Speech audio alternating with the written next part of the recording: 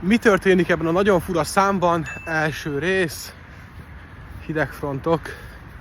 Szépen lassan múlik el.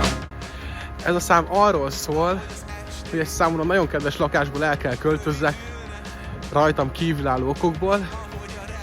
Ezt a zenés tükrözi, sokáig megy egy orgonaponton ugyanaz az alaphang, ugyanaz a basszus, és folyamatosan, hullámszerűen változik meg szépen az akkordkörök játéka és a zene játéka.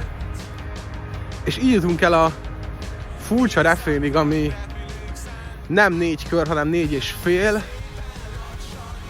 Elindul az ászdúros irányból, és a refrén végén, mint egy toldalék, megérkezik a 4. fok mollban.